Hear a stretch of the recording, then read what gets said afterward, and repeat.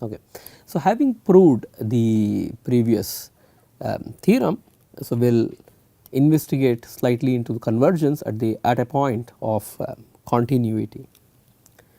Okay. So, a Fourier series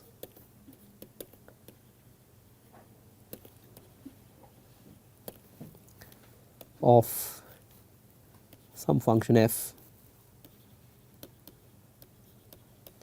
converges to f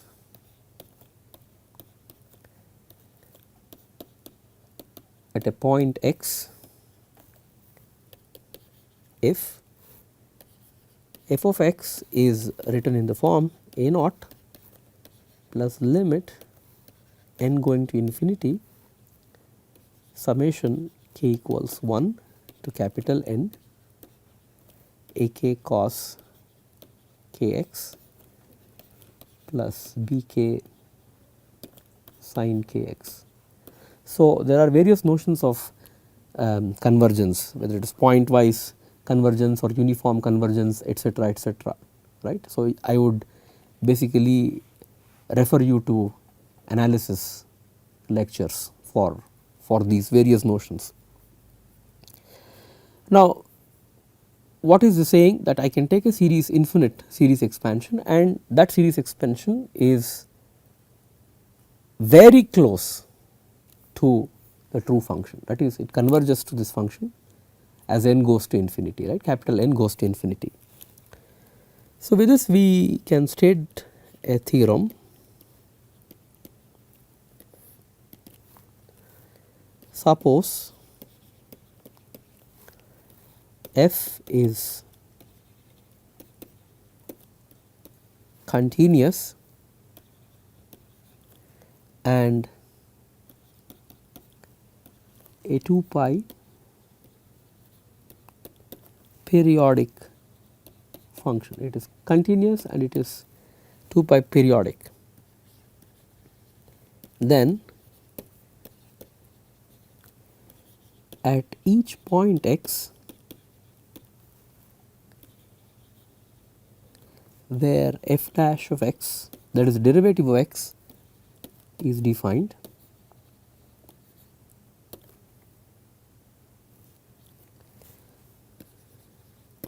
the Fourier series of f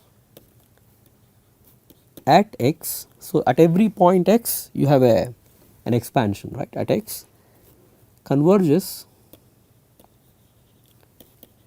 to f of x.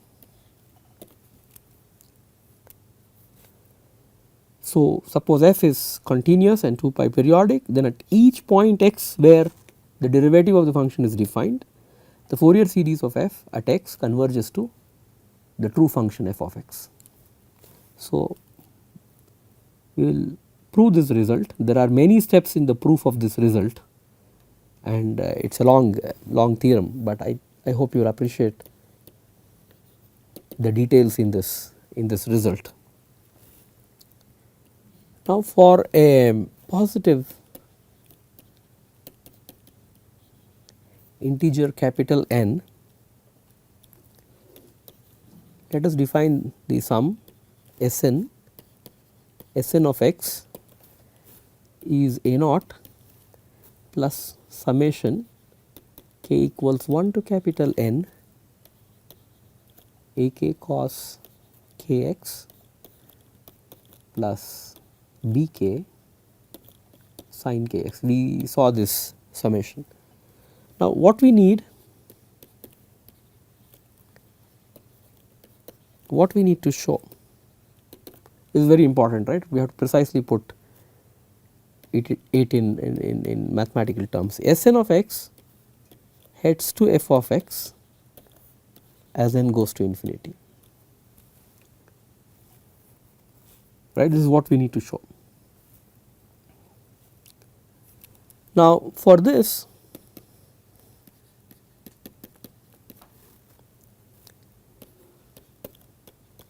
let us rewrite Sn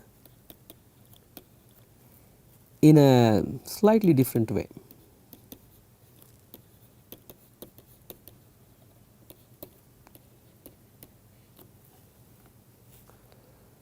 Okay. So, we will see this through a sequence of steps. So, step 1.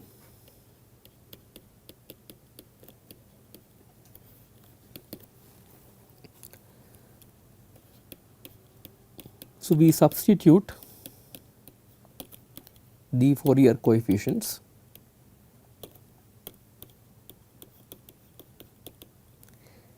and when we do that we can write Sn of x a naught is 1 upon 2 pi integral minus pi to pi f of t dt, and then a n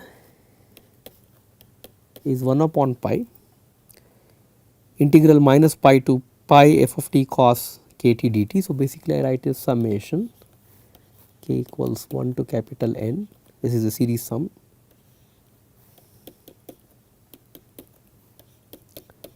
f t cos k t times cos k x. You see, deliberately I have gotten this t and x because it is a definite integral, right. So, I can always write it in this form. So, this 1 upon pi could be here, I have just pulled it outside, but you can see this is basically your a n, right, and then your b n is, I can put this here itself, this is basically integral minus pi to pi f of t sin k t sin k x, and I have to put a dt here whenever I write this in integral, I have a dt.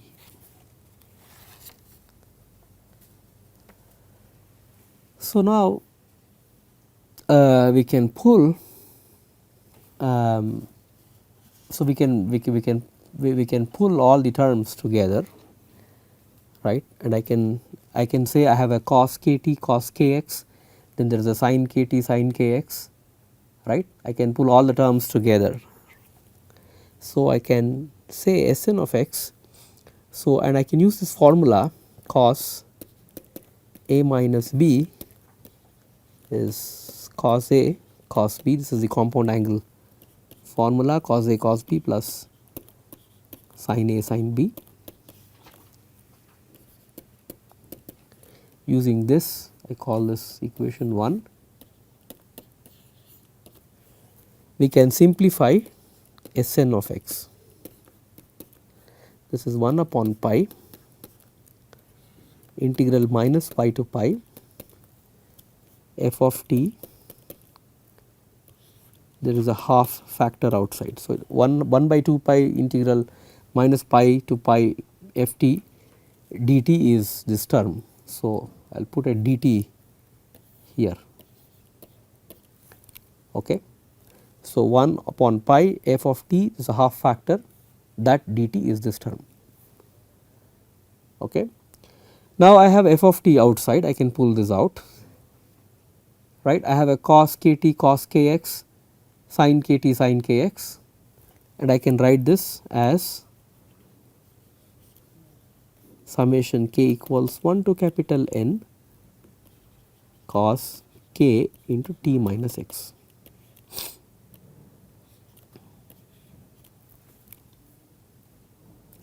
Right.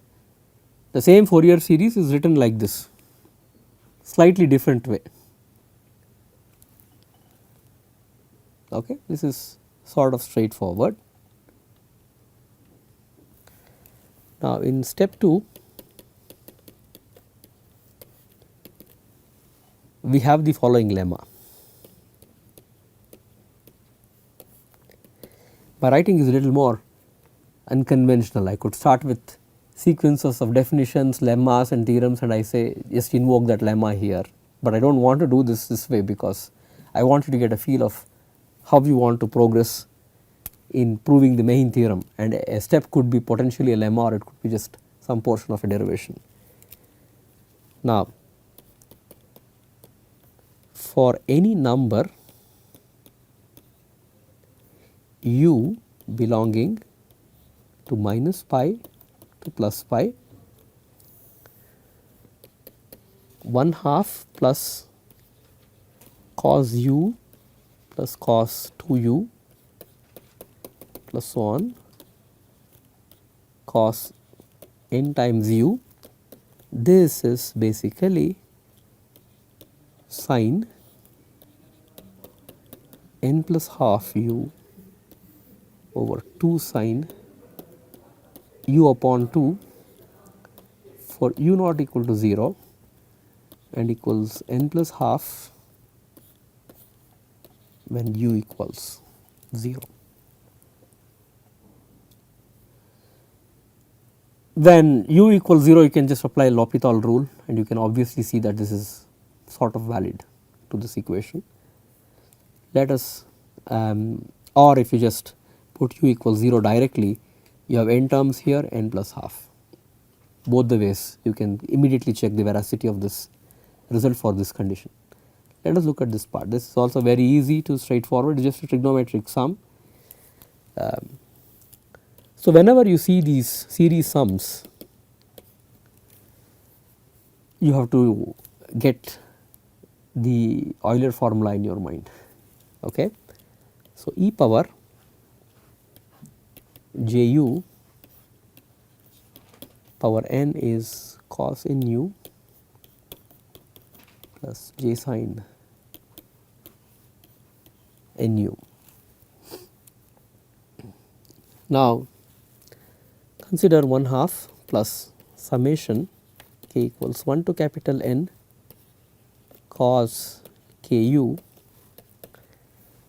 Now when k equals if I want to replace k equals 1 to n by k equals 0 to n, then what I do is I put a minus half factor out plus real part of the summation k equals 0 to capital N e power j u power k.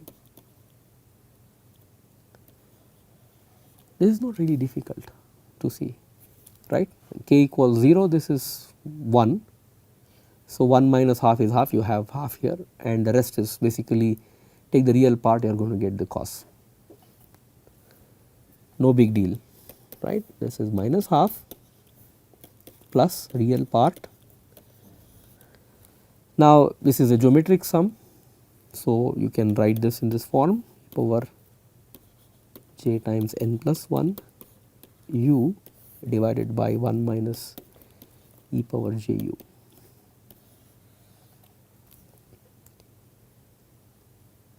Right, the common ratio is e power j u and the first term is 1.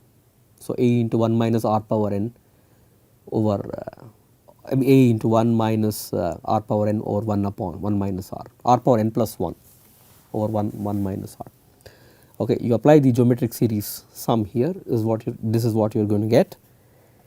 Now you simplify this further, it is minus half plus real part, I will get e power minus j u upon 2 minus e power j n plus half u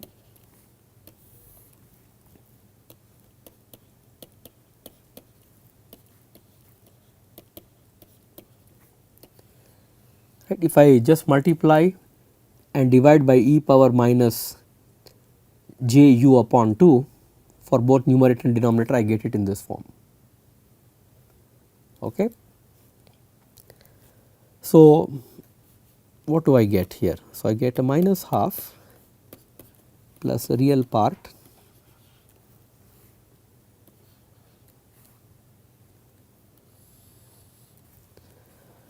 now e power minus j theta is cos u upon 2 minus j sin u upon 2, that minus and minus will cancel, it is going to be a plus, right. Cos theta, okay, this is a minus here, minus j sin u upon 2 minus this is cos n plus half u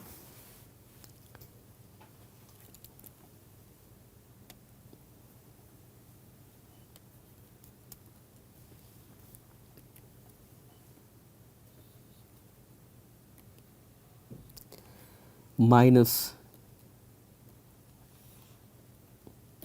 j sin n plus half u. Okay. Now, this is again cos u upon 2 minus j sin u upon 2 minus, so there is a big minus here and then I just have to put a brace here appropriately, and there is a plus here. Okay. Now, here it is cos u upon 2 plus j sin u upon 2. It is just routine algebra, right. If you are very shrewd, you will notice that just group the j terms appropriately here, right, and then just it will cancel out. So, this cos u by 2 minus cos u upon 2 will cancel out. So, the denominator you will be landing up with minus 2j sin u upon 2, right. So, you have, if you simplify this carefully, it is minus 1/2 plus 2 sin u upon 2, and in the numerator it is sin n plus half u plus sin u upon 2. I mean, how do I get this? There is a minus j, there is a minus j, this is minus 2j sin u upon 2, right, because this cos u by 2 and minus cos u by 2 will cancel out, and then you will here have cos u upon 2 minus something, and then you group the j terms, you will have a minus j times sin u upon 2 plus sin n plus half u, right, and the j and j will cancel, the negative will cancel out, and then you will end up with, taking the real part, you will end up with this equation here. It is sort of straightforward, and this you could simplify, right, because this sin u upon 2 and this will cancel out, this half and half will cancel out. So, therefore, you will end up with sin n plus half u divided by 2 sin u upon 2, and this is when u is not equal to 0. When u equal to 0, you apply L'Hopital rule and you will land up with n plus half, because denominator will cancel out. Okay, so, this is indeterminate form, this is 0 by 0 form, apply L'Hopital rule, differentiate the numerator and the denominator and take the limits as u goes to 0, and you will land up with n plus half, and this is consistent because you just add the terms. When u equals 0, you have n terms, n plus half is what you have. Now, this proves this lemma, but we have just addressed the second part, second step of the proof of this theorem. Now, we go to step 3.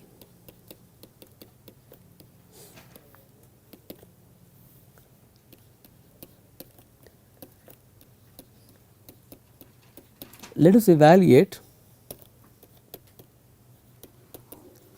the partial sum of the Fourier series. We will evaluate the partial sum of the Fourier series. So, now we have Sn of x is 1 upon pi integral minus pi to plus pi f of t, and we have 1/2 plus summa k equals 1 to capital N cos k times t minus x dt. Now, I write this in this form 1 upon 2 pi integral minus pi to plus pi f of t. Using the previous lemma, right, I can simplify this quantity as sine n plus half t minus x divided by sine t minus x upon 2 dt. The 2 factor that appeared, I just pulled it here. Okay, just observe this 2 here. Okay, is a factor of 1 upon 2 here, right? That 2 I am pulling it at this step. Now, if we define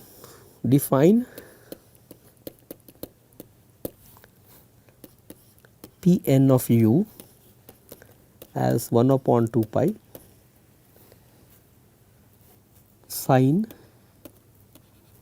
n plus half u divided by sine u upon 2. If I define this function P n of u as this form, then I can write S n of x as integral minus pi to plus pi f of t P n t minus x dt.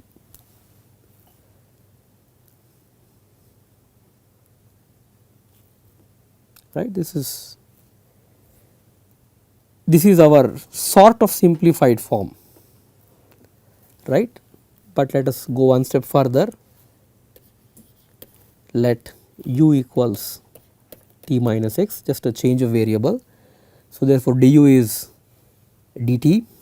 I can write S n of x is integral minus pi to pi f of u plus x P n of u du. So that it is in this form, this is like the kernel.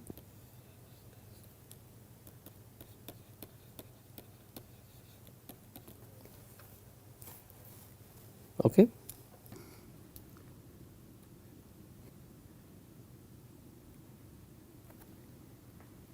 Say, ponder why.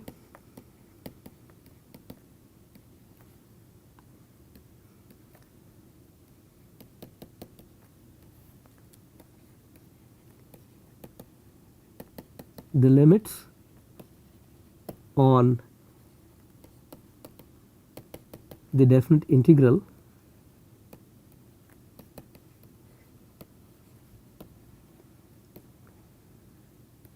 remained unchanged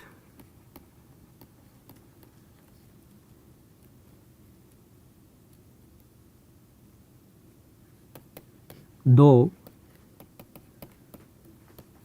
it had to be pi minus x and minus pi minus x when you had to do a change of a variable here.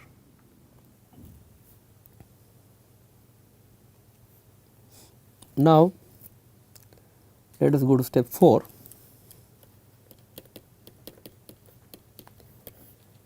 There is an interesting property,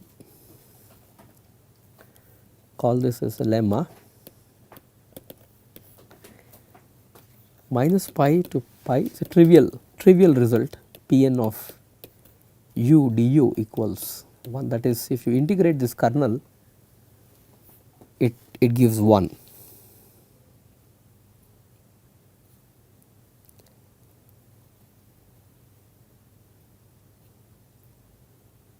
Now, how would you prove this result?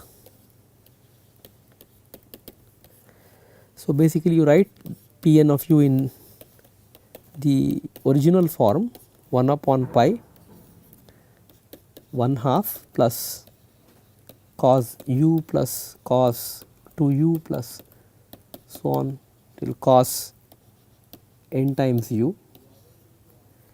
Now, when you integrate all these functions cos u, cos 2u, so on till cos n u, that just vanishes over the cycle, and 1 upon 2 pi you integrate from minus pi to pi, it is 1, right. This is basically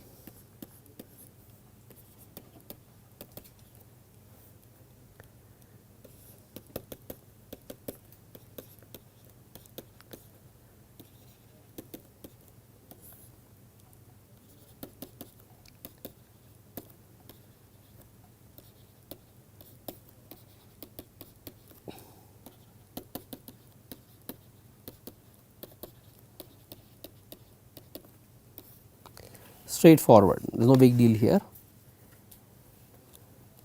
Now, we will go one last step, which is step 5.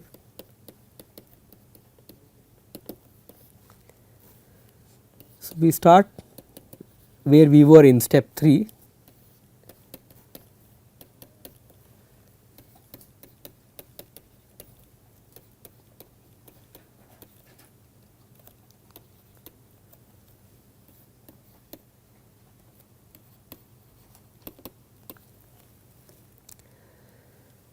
So, from the previous lemma, right, from step 4 lemma, I can write f of x is integral minus pi to plus pi f of x p n u du. Trivial, right? I just folded f of x inside, because integral minus pi to pi p n of u du is 1. So, it is a very trivial result. So, just observe that I am integrating with respect to u, not x, right. I am integrating with respect to u and not x. Now, this trick is important. We are home if we show integral minus pi to plus pi f of u plus x minus f of x times p n of u du heads to 0 and then goes to infinity. This is the important part.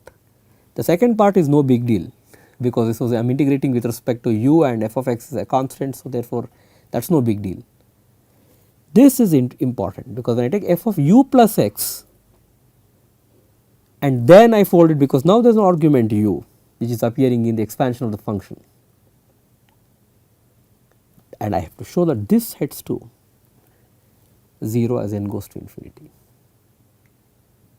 Now, you will appreciate why this kernel and all these things are playing a role, right. So, now let us simplify this.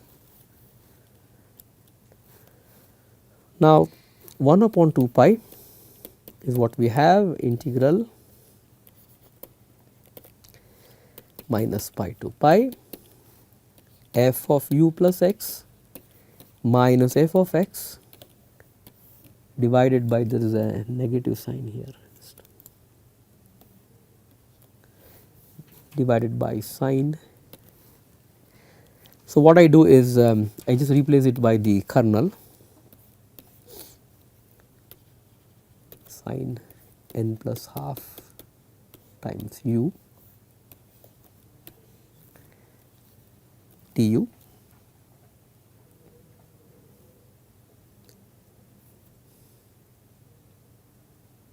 Now, invoking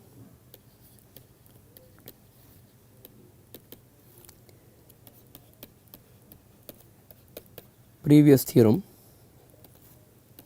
limit k going to infinity integral minus pi to plus pi f of x sin k x heads to 0 as k goes to, that is as k goes to infinity, right, except at u equals 0, pi, minus pi. Right, this is some function. I am basically expanding this, and when this is basically modulating, as n goes large, this basically vanishes. So, now let us see what is happening here. So, let me write this function g of u as f of u plus x minus f of x over sin u upon 2. So, this function is continuous